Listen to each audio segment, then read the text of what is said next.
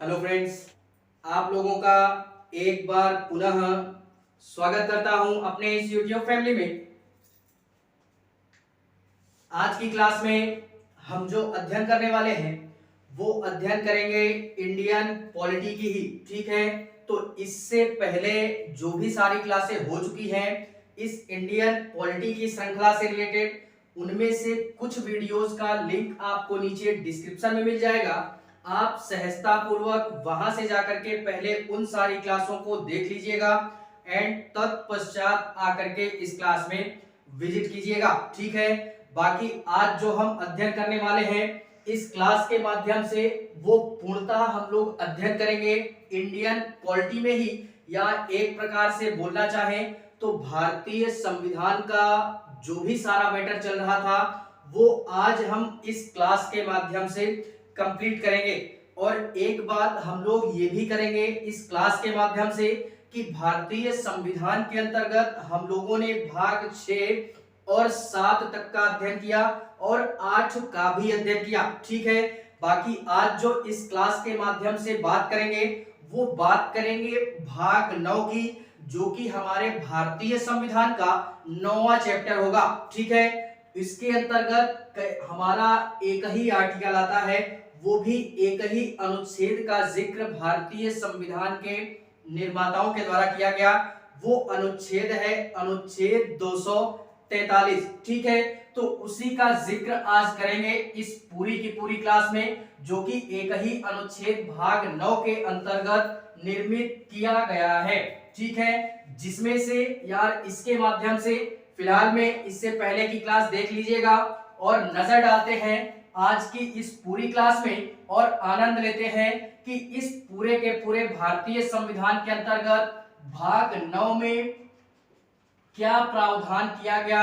जो कि अगर मैं बात करूं तो इसमें अनुच्छेद 243 का जिक्र किया गया है और यही एक ऐसा अनुच्छेद है जो कि पूरे भारतीय संविधान के अंतर्गत एक ही अनुच्छेद का प्रावधान करता है चैप्टर 9 में। ठीक है, और पॉलिटी की मतलब पॉलिटी के बेस पे भी इसको देखते जाइएगा और संविधान के बेस पे तो मैं जिक्र कर ही रहा हूं। ठीक है, बाकी देखते हैं इसमें हम लोग भले ही एक ही आर्टिकल का जिक्र करते हैं, लेकिन इसके अंतर्गत संविधान के जो भी हमारे निर्माता थे उन्होंने इसके माध्यम से हमारे कुछ प्रावधान इसी में जोड़ करके रखा है। अर्थात ये हमारा जो प्रावधान है जिसकी चर्चा हम इस क्लास के माध्यम से करने वाले हैं, ये मूल संविधान में नहीं था। इसको बाद में हमारी संसद के द्वारा, यानी जब इसकी आवश्यकता पड़ी देश को, तो संसद ने एक बेहतरीन अंदाज में एक विधेयक लोकसभा एवं राज्यसभा से पारित किया और उसके पश्चात में राष्ट्रपति जी के हस्ताक्षर हुए और उसके पश्चात में इसको भारतीय संविधान में क्या दिया गया, संकलित कर दिया गया एक बाकायदा अनुच्छेद के अनुसार। ठीक है, तो सारी चीजें देखते हैं और इसका जो जिक्र मिलता है वो का से लेकर के अणा तक, यानी एक प्रकार से बोलना चाहें तो अनुच्छेद 243 के अंतर्गत जो हमारे प्रावधान है वो का खा गा करके ऐसे करके ये अणा तक जाता है। ठीक है, और यही केवल और केवल एक अनुच्छेद हमने पढ़ना है। इसके माध्यम से जो अगर हम बात करना चाहें तो इसको हम लोग नाम दे देते हैं एक, यानी अनुच्छेद 243 में किसका प्रावधान किया गया, इसमें पंचायतों का प्रावधान किया गया है। यानी इस क्लास के माध्यम से आज जो हम जिक्र करने वाले हैं वो पंचायतों का जिक्र करेंगे। ठीक है, इससे पहले लोकसभा, राज्यसभा, विधानसभा, विधान परिषद सारी चीजें पढ़ चुके हैं। तो उसी के पश्चात हमारे ग्रामीण स्तरों पर भी कुछ हमारे चुनाव वगैरह होते हैं। ठीक है, जिनका बड़े ही बेहतरीन अंदाज में संविधान के निर्माताओं ने प्रावधान किया है। ठीक है, और इन पंचायतों को हम दो प्रकार से अध्ययन करेंगे। कैसे, उसको भी देखते हैं कि यानी जो भी हम पढ़ते हैं, एक तो हम लोग यार ग्राम के लेवल पे पढ़ते हैं, यानी ग्राम पंचायत हो गई हमारी, एंड एक पंचायतों में कई सारी पंचायतें आती हैं। पहली बात तो जिसका जिक्र अभी आगे हम क्लास में करेंगे। पहली बात, ग्राम पंचायत, पंचायत समिति, जिला पंचायत, ब्लॉक पंचायत वगैरह ये सारी चीजों की जिक्र करेंगे, ठीक है। और एक हम लोग जिक्र करेंगे, अगर आज की क्लास में हो जाता है तो अच्छी बात है, नहीं होता तो और अच्छी बात है। इसके पश्चात हम एक क्लास और अटेंड करेंगे, ठीक है। उसमें हम लोग बात करेंगे किसकी, यानी बात करेंगे नगर पंचायत की, जिसके अंतर्गत नगर परिषद या नगर निगम वगैरह आता है। तो इनमें भी हमारे कुछ चीजें होती हैं, इनमें भी कुछ चुनाव वगैरह होते हैं, कौन करवाता है कौन नहीं करवाता, तो इसका जिक्र हम करेंगे एक बेहतरीन अंदाज में। तो अब यार हमको ये अनुमानित हो गया होगा कि पूरे के पूरे अनुच्छेद 243 के अंतर्गत क्या बातें बोली गई हैं, ठीक है। इसको फिलहाल में मैं अब एक प्रकार से बोलना चाहूं तो अब मैं इसको एक एक आर्टिकल वाइज में इसका डिस्क्राइब या इसका हम विस्तार नहीं करेंगे। पूर्णतः मैं जिक्र करूंगा, जिस तरीके पूरी की पूरी क्लास होती है उसी तरीके हम जिक्र करेंगे। क्यों? क्योंकि यार जो भी सारा सिस्टम हमारा होता है वो केवल और केवल चैप्टर वाइज इन्हीं पंचायतों से ही आएगा, वो ना कि हमारा प्रॉपरली अनुच्छेद हमारा ना पूछेगा तो भाग 9 के अंतर्गत आता है और अनुच्छेद 243 के अंतर्गत आता है। इतनी सारी बातें हमें याद रखनी है। देखते हैं इसी में सर्वप्रथम अगर मैं बात करना चाहूं तो पंचायतों में दो चीजों की बात करूंगा मैं। पहली तो ये पंचायत स्वयं हो गई और दूसरा हम लोग बात करेंगे नगर पंचायत की। किसकी? नगर पंचायत का अध्ययन करेंगे। और इसके पश्चात में अगर हम बोलना चाहें तो इंडिया के अंतर्गत पंचायतों को लागू करने का जो भी सारा सिस्टम चल रहा था, बात काफी पहले से चल रही थी, लेकिन इसको पूरे इंडिया के अंतर्गत या पूरे देश के अंतर्गत लागू नहीं किया जा सका। ऐसा क्यों? ऐसा इस कारणवश क्योंकि इनको राज्य की स्वीकृति के ऊपर छोड़ा गया था कि कोई भी राज्य अगर चाहेगा वो उसकी अपनी स्वयं की स्वायत्ता है, स्वयं की स्वतंत्रता है अपनी, कि अगर वो चाहेगा तो अपने राज्य के अंतर्गत पंचायतों की व्यवस्था करेगा और यदि उसकी इच्छा नहीं हुई तो वो पंचायतों का गठन नहीं करेगा। फिलहाल में ऐसा कहा जाता है या अध्ययन से ऐसा पता चलता है कि 40 वर्षों से आने वाले, यानी एक प्रकार से बोलना चाहे तो 1952 50 में हमारा संविधान बन करके तैयार होता है। 1952 में क्या होता है? 1952 से ही हमारा एक प्रकार से बोलना चाहे तो इसके पहले से ही हमारा क्या होता है कि पंचायतों के गठन की व्यवस्था क्या होती है, स्टार्ट हो जाती है। और इस समय डेट देख करके ही अनुमानित होना चाहिए कि भारत में इस समय प्रधानमंत्री कौन, वो चाचा नेहरू अर्थात पंडित जवाहरलाल नेहरू जी की सरकार थी, ठीक है। तो इन्हीं के माध्यम से 1952 में ही ये बातें बोल दी गई कि हमारे भारत के लिए क्या होगा कि पंचायतों का गठन किया जाएगा। यानी 1952 से ही सारी बातें चल रही थी पंचायतों के संदर्भ में, लेकिन फाइनली 1993 पूरे देश के लिए लागू कब होता है? 1993 में। सरकार किसकी थी? तो इस समय सरकार थी हमारी 93 में, बोलना अगर चाहे तो पीवी नरसिम्हा राव करके हमारे आते हैं। उन्हीं की सरकार के समय में 24 अप्रैल 1993 से पूरे देश के लिए पंचायतों को क्या किया जाता है? लागू कर दिया जाता है। अब पूरे अगर बोलना चाहे तो भारत के हर एक राज्य में केवल और केवल दिल्ली को छोड़ करके, दिल्ली में आज तक वर्तमान तक की स्थिति में पंचायतों की व्यवस्था नहीं की गई। ऐसा क्यों? ऐसा इस कारणवश कि पंचायतों की व्यवस्था ग्राम स्तर पे होती है, ना कि यार शहरी क्षेत्र में। शहरी क्षेत्र में हमारे नगर निगम वगैरह बनाए जाते हैं, नगर परिषद वगैरह बनाई जाती है, ठीक है। बाकी ग्रामीण स्तर पर ये हमारी पंचायतों का गठन किया जाता है, तो इसका जिक्र अभी हम आगे करेंगे, ठीक है। 1952 में किसकी सरकार थी? जवाहरलाल नेहरू जी की। नेहरू जी की इन्हीं के द्वारा बात की गई कि पंचायतों का क्या किया जाए? गठन किया जाए।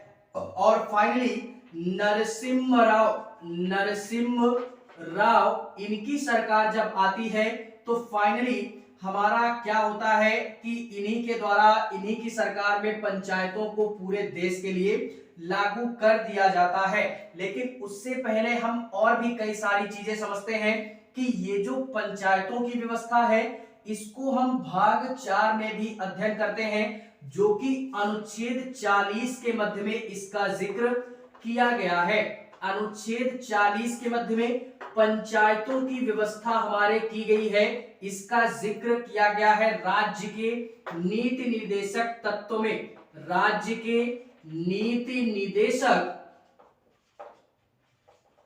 तत्व में इसका अध्ययन किया गया है कि अनुच्छेद 40 के माध्यम से, वो भी यही हमारा 1993 में ही संविधान संशोधन होता है, 73वां संविधान संशोधन, इन्हीं की सरकार के समय में पंचायतों का गठन कर दिया जाता है। ठीक है, लेकिन फिलहाल में इन सारी चीजों को समझने से पहले हम इनके समय का मतलब सारी चीजें समझते हैं। धीरे धीरे हम यहां तक पहुंचेंगे कि पंचायतें कैसे लागू होती हैं। ठीक है, फिलहाल में 1952 में जिस समय जवाहरलाल नेहरू जी हमारे प्रधानमंत्री थे, तो इन्होंने जब ऐसी बात कही तो बातें हमारी चल रही थी कि हर एक ग्राम के विकास के लिए, यानी इनका मानना ये था क्योंकि उस समय भारत हमारा आजाद हुआ था, ज्यादा समय हुआ नहीं आजाद हुए, तो इनको ये लगा कि अगर ग्रामीण क्षेत्रों का विकास अगर चाहिए या ग्रामीण क्षेत्रों में अगर विकास करना है तो ग्राम के स्तर पर पंचायतों की व्यवस्था हमारे होनी चाहिए। ऐसा क्यों? ऐसा इस कारणवश क्योंकि स्वयं यार अगर हम केवल और केवल प्रधानमंत्री, मुख्यमंत्री इस प्रकार का केवल और केवल चुनाव होगा तो केवल राज्य विकसित होगा और पूरे के पूरे राज्य या केंद्र में बैठ करके हम प्रॉपरली किसी गांव का विकास नहीं कर सकते हैं। फॉर एग्जाम्पल हम जैसे यूपी के क्षेत्र में हैं, यूपी के क्षेत्र में अगर हम लोग शासन कर रहे हैं तो यूपी के प्रॉपरली किस गांव का कितना विकास हुआ है या किस गांव में क्या हमारी कमी है, ये हमको कैसे पता चलेगा? इसके लिए भी हमको कुछ ना कुछ व्यवस्थाएं करनी पड़ेगी, यानी उस क्षेत्र को डेवलप करने के लिए प्रॉपरली जिस प्रकार से हम पूरे राज्य में बैठे हैं तो उस प्रॉपरली गांव में भी एक प्रकार का हमारा शासन चलाने के लिए एक व्यक्ति हमारा होगा जो कि वह उस गांव की सारी खबरों से हमको क्या करेगा, अवगत कराएगा। तभी यार हमको पता चलेगा कि किस गांव में कितना विकास हुआ और किस गांव में किस चीज की हमारे कमी है। ठीक है, तो इसी कारणवश पंडित नेहरू जी को ये लगा कि हम दिल्ली में बैठ करके यार किसी प्रॉपरली गांव का विकास नहीं कर सकते हैं, जिस कारणवश इसके लिए उन्होंने क्या किया, एक समिति या एक योजना बनाई, यानी एक योजना चलाई जिसको हम लोग क्या बोलते हैं, जिसको हम लोग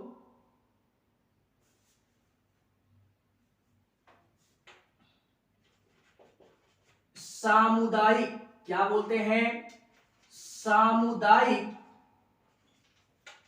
सामुदायिक विकास कार्यक्रम के नाम से जानते हैं। सामुदायिक विकास कार्यक्रम के नाम से जानते हैं। ठीक है, या जिसको हम लोग एक प्रकार से बोले तो पब्लिक डेवलपमेंट प्रोग्राम के नाम से जानते हैं या कम्युनिटी डेवलप प्रोग्राम के नाम से जानते हैं।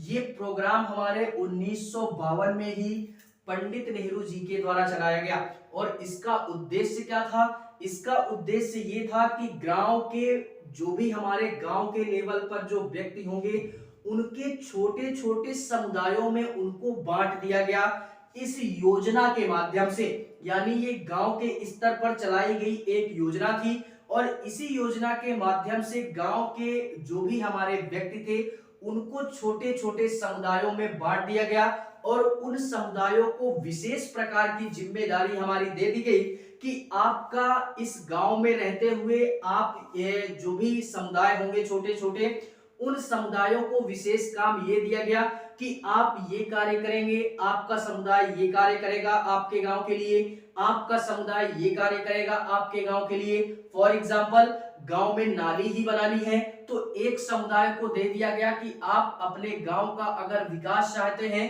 तो हमने आपको छोटे छोटे समुदायों में बांट दिया।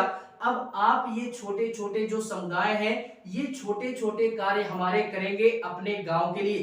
किसी को कुआं बनाना है तो उसके लिए एक छोटा सा समुदाय, ग्रामीण खेतों से रिलेटेड अगर किसी भी प्रकार की कोई दिक्कत परेशानी हुई, यानी किस प्रकार की खाद का प्रयोग करना है, कौन सी खाद का प्रयोग करना है और कब खाद वगैरह डाली जाएगी खेतों वगैरह में, तो इसके लिए भी जागरूकता चाहिए। ये नहीं कि यार कभी भी कुछ भी डाल दिया, ठीक है, तो इसके लिए हमारा कुछ एक अलग छोटा सा समुदाय।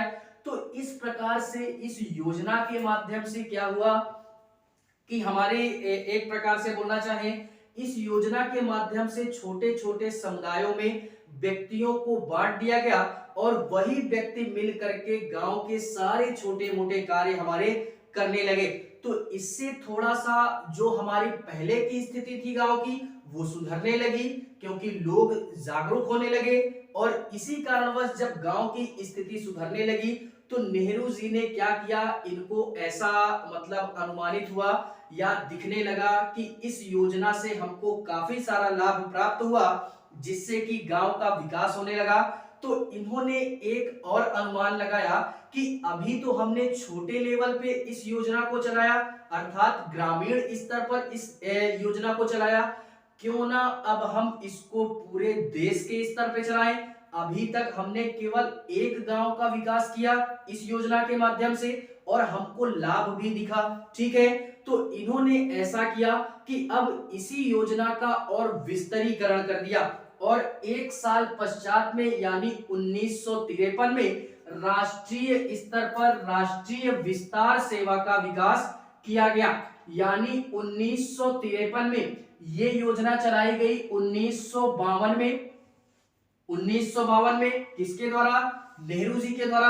और नेहरू जी के द्वारा ही इसी योजना का विस्तरीकरण किया गया, जिसको हम लोग क्या बोलते हैं? इसको हम लोग बोलते हैं राष्ट्रीय विस्तार सेवा के नाम से जानते हैं। कब किया गया? एक वर्ष पश्चात में, यानी 1953 में। किसकी सरकार थी? नेहरू जी की सरकार थी, ठीक है। अब जब ये पूरा राष्ट्रीय स्तर पर इसका विकास हुआ तो राष्ट्रीय स्तर पर इसको क्यों ले जाया गया, इसका अनुमान हमें लग गया, क्योंकि काफी सारा लाभ प्राप्त हो गया। और नेहरू जी को यही जब लाभ दिखा तो तभी इन्होंने इस सेवा का विस्तरीकरण किया पूरे देश के लिए, ठीक है।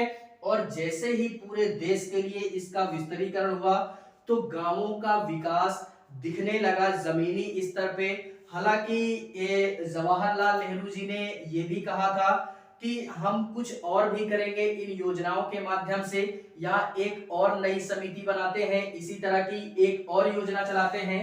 लेकिन फिलहाल में इनके जो परामर्श या इनके साथ जो भी हमारे बैठने वाले, विचार विमर्श देने वाले जो भी इनके बुद्धिजीवी व्यक्ति थे, उनके द्वारा ये बोला गया कि इस योजना को 5 वर्ष कंप्लीट होने दीजिए। यानी कोई भी योजना होती है यार तो उसको 2 साल 4 साल चलने दीजिए, उसके पश्चात हमें पता लगेगा कि उस योजना का हमको एक्चुअल में लाभ प्राप्त हुआ या नहीं हुआ। तो उन लोगों के कहने के अनुसार जवाहरलाल नेहरू जी ने 5 वर्ष का वेट किया इन योजनाओं को चलाने के पश्चात में, और फाइनली जब जमीनी स्तर पे लाभ प्राप्त हुआ या धरातल स्तर पे इस योजना को चलाने से ग्रामीणों का विकास हुआ, गांवों का विकास होने लगा, तो इन्होंने 1957 में एक समिति गठित की। क्या किया? 1957 में, यानी जैसे ही 5 वर्ष का कार्यकाल कंप्लीट हुआ इन योजनाओं का, तो इन्हीं योजनाओं को और बेहतर ढंग से कार्य किया जा सके। इन योजनाओं का, या एक प्रकार से बोलना चाहें ग्रामीण स्तर पर ये जो भी सारे कार्य हो रहे थे इन योजनाओं के माध्यम से, तो इससे तो लाभ हुआ ही, लेकिन इसी प्रकार का वो और चाहते थे कि इसी प्रकार की योजनाएं हम और चलाएं, जिससे कि गांवों का विकास और बेहतर ढंग से हो सके। तो इसके लिए उन्होंने 1957 में एक समिति गठित की और उस समिति का नाम था हमारा बलवंत राय मेहता समिति।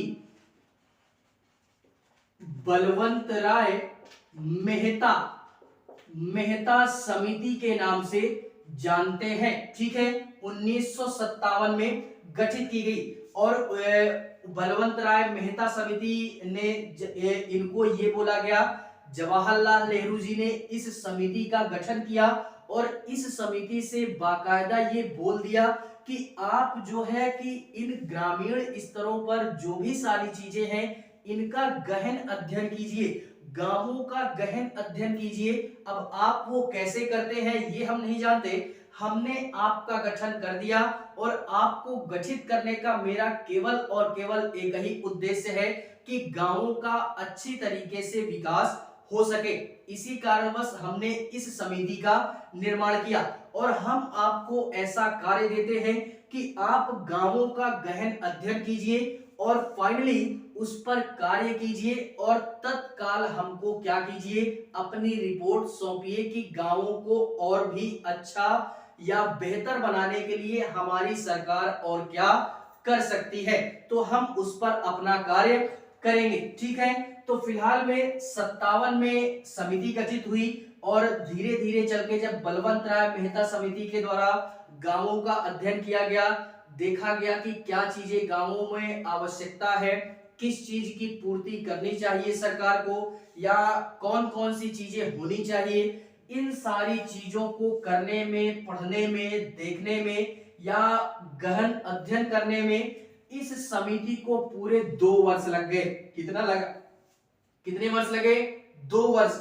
और 2 वर्ष के पश्चात यानी 1959 में इन्होंने 2 वर्ष पश्चात, ठीक है, इन्होंने क्या किया कि अपनी एक रिपोर्ट बनाई और रिपोर्ट बनाने के पश्चात में जवाहरलाल नेहरू जी को अपनी रिपोर्ट सौंप दी कि गांवों में किन किन चीजों की आपूर्ति है, आपकी सरकार इन गांवों के लिए क्या करेगी या क्या करना चाहिए गांवों को और विकसित करने के लिए, ठीक है। और इस रिपोर्ट में इन्होंने गांव के लेवल पे एक विचार या विमर्श रखने का एक प्रस्ताव दिया इस रिपोर्ट के माध्यम से जवाहरलाल नेहरू जी को कि ये जो आप पंचायतों का निर्माण किए हैं या छोटे छोटे स्तर पर जो आपने समुदायों का गठन किया, आप इन समुदायों को ना गठित करके हमारी एक राय ये है कि आप गांवों के लेवल पर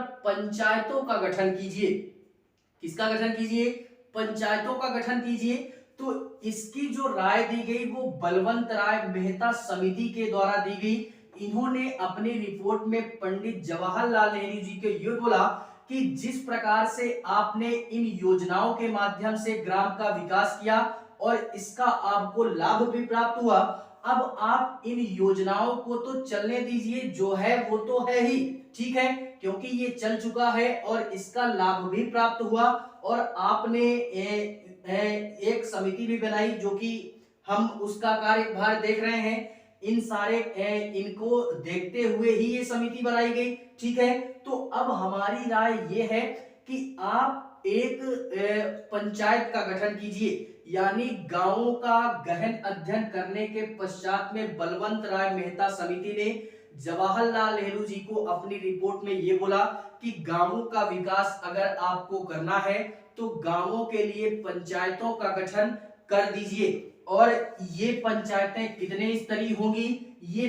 त्रिस्तरीय पंचायतों का गठन करिए आप। कितने स्तरीय,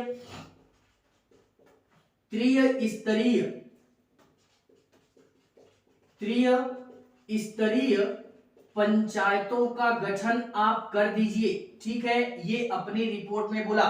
और ये त्रिस्तरीय पंचायतें कौन कौन सी होगी, तो पहला इसी में इन्होंने बोला ग्राम पंचायत, जो कि गांव के लेवल पे कार्य करेगी, ग्राम पंचायत। एंड इसी के स्तर पे एक हमारा होता है पंचायत समिति।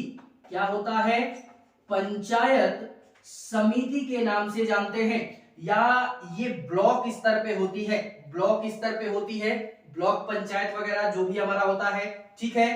तो ये पंचायत समिति, दूसरा ये ब्लॉक स्तर पे होती है। एंड तीसरा तीसरा होता है हमारा जिला पंचायत। क्या होता है?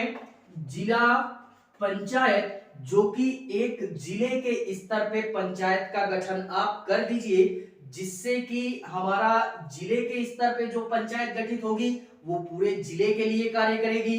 जो पंचायत हमारे ब्लॉक स्तर पे गठित की जाएगी वो पूरे के पूरे अपने ब्लॉक यानी अपने एरिया को देखेगी, ठीक है। और जो ग्राम के स्तर पे जिस पंचायत का गठन आप करेंगे वो पूरे के पूरे अपने गांव का जो भी सारा सिस्टम होगा वो देखा जाएगा, ठीक है। और इसी के माध्यम से ये जो ग्राम पंचायत है इसका जो हेड होता है वो कौन होता है? वो होता है ग्राम प्रधान, या जिसको हम लोग आम बोलचाल में मुखिया के नाम से जानते हैं, ठीक है। और ये पंचायत समिति जो होती है इसका भी एक हमारा मुखिया होता है, जो कि ये पंचायत लेवल पे ही बैठता है, ठीक है। ब्लॉक स्तर पे बैठता है, जिसको ब्लॉक अध्यक्ष वगैरह बोलते हैं। क्या बोलते हैं? ब्लॉक अध्यक्ष, ब्लॉक अध्यक्ष बोलते हैं, ब्लॉक अध्यक्ष बोलते हैं, जो कि ब्लॉक लेवल पे बैठता है। एंड जिला पंचायत ये जिला स्तर पे बैठता है, जो कि जिला अध्यक्ष होता है हमारा। कौन होता है? जिला अध्यक्ष होता है, वो जिले स्तर पे बैठता है। जिला अध्यक्ष टाइप में ये पूरा का पूरा सिस्टम अपने जिले का ही देखता है, ठीक है। और बेसिकली ये कार्य कैसे करते हैं इसको देखते हैं कि ये कार्य कैसे करते हैं। फाइनली ये जो ग्राम प्रधान या ये जो ग्राम पंचायतें होती हैं, एक ब्लॉक में कई सारे ग्राम पंचायत होते हैं, इस बात को पकड़ना, ठीक है। क्या बोला मैंने? कि एक ब्लॉक में कई सारी ग्राम पंचायतें होती हैं। कभी कभी तो ऐसा होता है कि एक ब्लॉक के अंतर्गत 50 से 60 हमारे क्या होते हैं? ग्राम पंचायतें होती हैं। कभी कभी तो इससे अधिक भी ग्राम पंचायतें हो जाती हैं। कभी कभी 70, 80, 100 तक भी एक ब्लॉक के अंतर्गत ग्राम पंचायतें हमारी होती हैं। ग्राम पंचायतों से तात्पर्य यही है, एक ब्लॉक में कई सारे गांव होते हैं, गांवों की बात बोल रहा है। और कई सारे ब्लॉक मिलकर के एक जिले का निर्माण करते हैं, ठीक है। कई सारे ब्लॉक मिलकर के एक जिले का निर्माण करते हैं और कई सारी ग्राम पंचायतें मिलके एक ब्लॉक का निर्माण करती हैं। इसको हमने याद रखना है। तो इसमें क्या बोला गया? इसमें ये बोला गया कि ग्राम पंचायतें हम लोगों ने देख ली, ठीक है। इसमें मुखिया बैठता है, ब्लॉक अध्यक्ष ये। अब ये कार्य कैसे करते हैं? कार्य कैसे करते हैं यानी जिस भी ग्राम का हमको विकास करना है उस गांव में हम लोग गए, ठीक है। उसके प्रधान से हम लोग मिल चुके, यानी उस गांव का जो प्रधान होगा वो क्या करेगा? अपने गांव की सारी सुविधाओं को देखेगा कि हमारे गांव को, अगर अपने गांव को मुझे विकसित करना है तो मुझे क्या क्या या किन किन चीजों की आवश्यकता मुझे पड़ने वाली है। यानी वो अपनी एक लिस्ट तैयार करेगा। यानी कई सारे गांव होते हैं एक ब्लॉक में, कई सारे गांव, तो जिस गांव का बेसिकली जो हमारा मुखिया या प्रधान होगा, हम लोग एक गांव की ही बात करते हैं, ठीक है। तो वो अपने गांव का पूरा लिस्ट तैयार करेगा। अच्छा, यहाँ पे नाली बनवानी है, इतना हमको सड़कों का निर्माण करवाना है, सोलर पैनल लगवाना है, सोलर पैनल के साथ साथ जो भी हमको एक प्रकार से बोले आवास योजनाएं चलती हैं, यानी घर वगैरह जो कॉलोनी वगैरह मिलती है, ठीक है। इस प्रकार के कार्य, हैंडपंप वगैरह लगवाने हैं, कुआं वगैरह खुदवाना है। तो इस प्रकार के जितने भी सारे कार्य उसके गांव में होने वाले होंगे या उसको करवाना होगा, गांव को विकसित करने के संदर्भ में वो सारी की सारी लिस्ट तैयार करेगा। और अपनी लिस्ट तैयार करने के पश्चात में वो लिस्ट कहां भेजेगा? वो भेजेगा पंचायत समिति के पास में। और इन पंचायत समिति का गठन कौन करता है? तो यही ग्राम पंचायत के सदस्य मिलकर के ही पंचायत समिति का क्या करते हैं? गठन करते हैं। और अपनी लिस्ट यहां पे भेज दी। अब ये दोनों पंचायत समिति और ग्राम पंचायत ये दोनों मिलकर के जिला पंचायत सदस्य का चुनाव करते हैं, यानी इन दोनों के द्वारा इनका चुनाव किया जाता है और इसके द्वारा इनका चुनाव किया जाता है। तो फाइनली गांव को विकसित करने के लिए लिस्ट बना करके भेजी पंचायत समिति के पास में, अर्थात ब्लॉक स्तर पर, और ब्लॉक स्तर वाले ने इन्हीं सारी चीजों को देखते हुए या इन्हीं सारे कार्यों को देखते हुए ये सारा मैटर भेज देते हैं कहां पे, जिला पंचायत अध्यक्ष के पास में। और फाइनली ये बाद में चल करके पैसे वगैरह या जो फंड वगैरह होगा यही अलॉट करते हैं कि किस गांव को कितना पैसा हमने देना है। ये कौन डिसाइड करता है? ये जिला पंचायत के जो भी हमारे अध्यक्ष वगैरह या जो भी हमारे जिला पंचायत सदस्य बैठते हैं उन्हीं के द्वारा ये हमारा क्या किया जाता है, ये फंड अलॉटमेंट कर दिया जाता है कि प्रॉपरली एक गांव में कितना पैसा लगना है। और ये अपना जो भी सारे रिपोर्ट होते हैं ये अपने ऊपर वाले अधिकारी को भेजते हैं। इसी में घोटाला वगैरह होता है। क्या होता है? जो भी भ्रष्टाचार या घोटाला वगैरह होता है वो इसी में होता है। इन्होंने लिस्ट बना करके भेजी, कार्य कुछ और करना होगा अलॉटमेंट, और कार्य कुछ ज्यादा दिखा करके लिस्ट बना दी।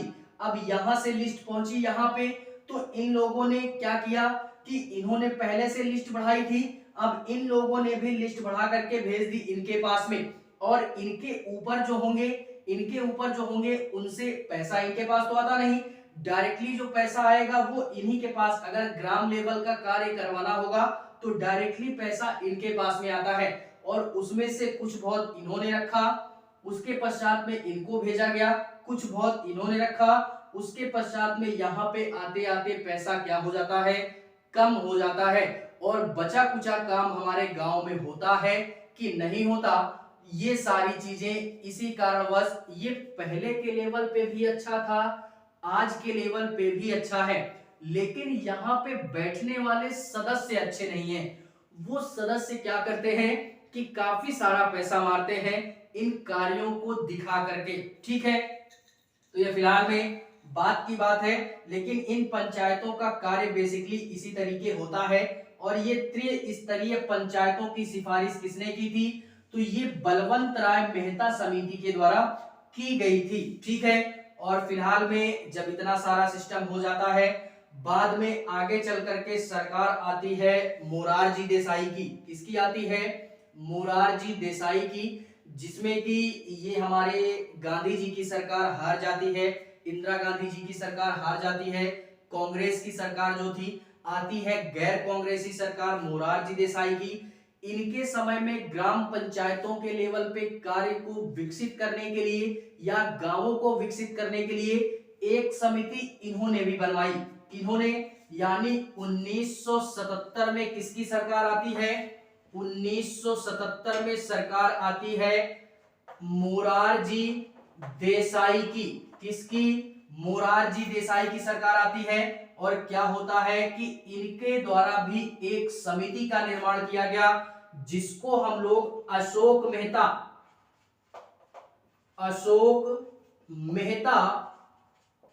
समिति के नाम से भी जानते हैं। और इस अशोक मेहता समिति के द्वारा सिफारिश की गई 2 स्तरीय पंचायतों की। कौन कौन सी?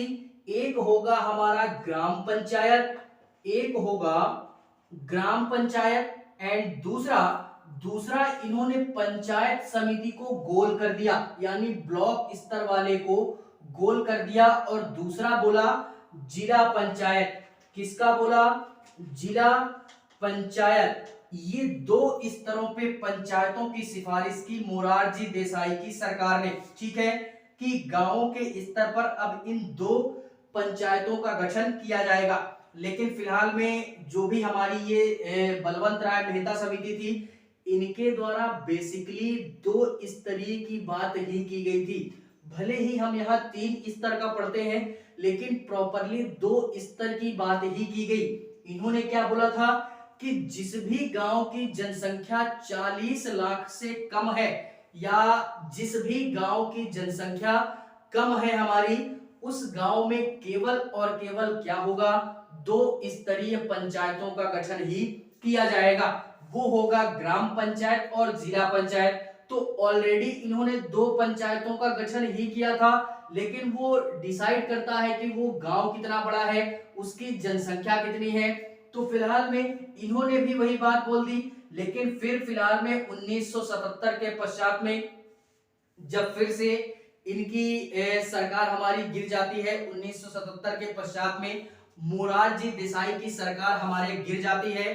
फिर से सरकार आती है किसकी? गांधी जी की सरकार आती है फिर से, यानी कांग्रेस की सरकार आती है। और इनके द्वारा ये बोला गया कि हमारी सरकार ही अच्छी थी, आपने भी दो स्तर की बात की, हम लोगों ने ऑलरेडी दो स्तर की बात की थी, लेकिन तीन स्तर का कर दिया, तो क्या ये खराब किया? नहीं, ये तो और अच्छी बात है यार कि बीच वाला भी रख दिया तो और अच्छे से विकास होगा। पैसा थोड़ा सा वो अलॉटमेंट के ऊपर है, ठीक है। तो आपकी बातों से हम सहमत नहीं है, अर्थात जब सरकार आती है गांधी जी की, कांग्रेस की, तो इन्होंने अशोक मेहता समिति की जो बात थी इसको ना, इसका पालन नहीं किया और फिर से पंचायतों के स्तर पे या ग्राम के स्तर पे इन्हीं सारे तीनों व्यवस्थाओं को क्या किया? लागू कर दिया। ग्राम पंचायत, पंचायत समिति, जिला पंचायत, ये तीनों ही स्तर पे तीन स्तर की पंचायतें लागू कर दी। और फाइनली लागू तो कर दिया, लेकिन एक कंडीशन यहां पे ये हो गई कि सारे राज्य इस मतलब बात से अस्वीकार करते थे, असहमत नहीं थे, यानी एक प्रकार से बोले तो असहमत थे। कुछ राज्यों ने त्रिस्तरीय पंचायतों को लागू किया, कुछ ने लागू नहीं किया। तो इसके लिए भी एक हमारा इन्हीं की सरकार में इसके पश्चात में मोरारजी देसाई के पश्चात में सरकार हमारी आती है पीवी नरसिम्हा राव की। तो उसके पश्चात में क्या होता है कि इनके द्वारा एक हमारा संविधान संशोधन किया गया, क्योंकि पूरे इंडिया में तो लागू नहीं, सारे राज्यों ने लागू किया नहीं, कुछ कर रहे हैं कुछ नहीं कर रहे हैं। तो क्या किया गया कि इसको पूरे देश के स्तर पे लागू करने के लिए एक हमारा संविधान में संशोधन किया गया। क्या किया गया? 73वां संविधान संशोधन, 73वां संविधान संशोधन किया गया संविधान में। और फाइनली 1993 में 24 अप्रैल को ये बात बोल दी गई कि अब आज के पश्चात से पूरे देश में क्या होगी? इन त्रिस्तरीय पंचायतों का निर्माण किया जाएगा। और संविधान के इस संशोधन होने के पश्चात में पूरे भारत में सर्वप्रथम पंचायतों को लागू करने वाला जो राज्य था वो था कर्नाटका। कौन सा था? कर्नाटका, जो कि संविधान के मतलब संशोधन के पश्चात में सर्वप्रथम कर्नाटका राज्य हमारे पंचायतों को लागू करता है। लेकिन जिस समय बलवंत राय मेहता समिति हमारी गठित की गई थी 1957 में, तो इसके पश्चात में सर्वप्रथम इस समिति के गठन के पश्चात में सर्वप्रथम हमारा जो राज्य था पंचायतों को लागू करने वाला वो था हमारा राजस्थान का नागौर जिला। राजस्थान का नागौर ये जिला पड़ता है राजस्थान में। सर्वप्रथम त्रिस्तरीय पंचायतों का गठन राजस्थान के नागौर जिले में किया गया। कब? ये 1957 में जब बलवंत राय मेहता समिति का गठन किया गया। और 1959 में ये हमारा जब 2 वर्ष के पश्चात में, तो फिलहाल में इसको याद रखिएगा, राजस्थान के नागौर में कब? 2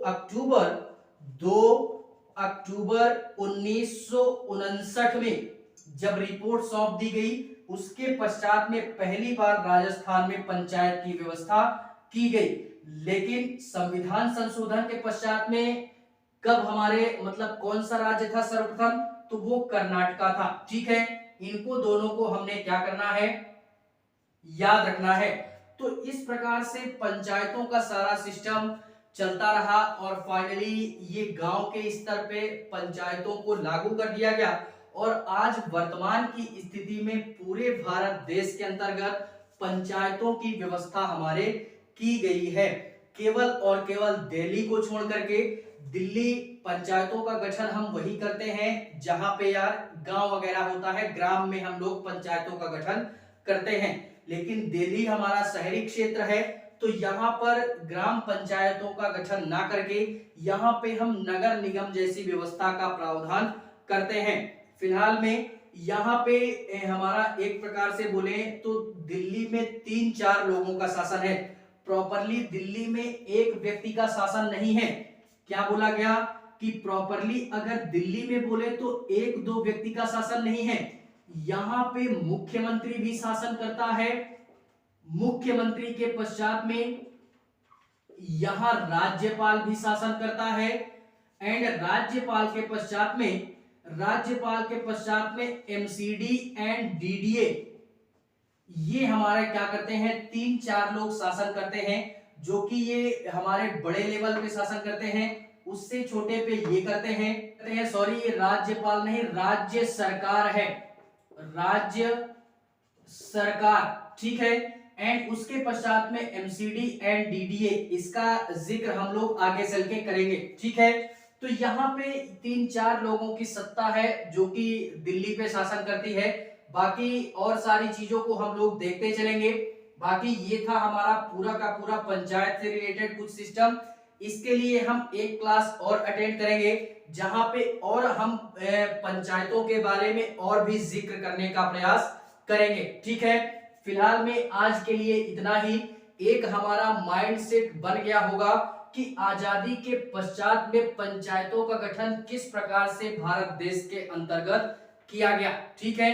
तो फिलहाल में इसको याद रखिएगा, भाग 9 ये सब जो भी सारा सिस्टम है, इसके बाद भी नई क्लास में हम लोग इन्हीं पंचायतों के बारे में जिक्र करेंगे। बाकी आज के लिए बस इतना ही।